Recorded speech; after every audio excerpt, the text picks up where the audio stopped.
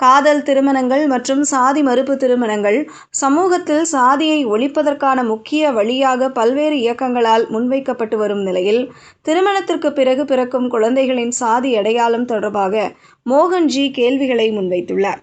காதல் திருமணம் செய்து கொள்ளும் தம்பதிகளுக்கு பிறக்கும் குழந்தைகளுக்கு பெரும்பாலும் தந்தையின் சாதியை அடிப்படையாக கொண்டே சாதிச் சான்றிதழ் பெறப்படுவதாக அவர் கூறியுள்ளார். இதுவே நடைமுறையில் அதிகளவில் நடைபெறுவதாக குறிப்பிட்டுள்ள அவர், அப்படியானால் சாதி மறுப்பு திருமணங்கள் உண்மையில் சாதியை ஒழிக்கிறதா என்ற கேள்வியையும் எழுப்பியுள்ளார்.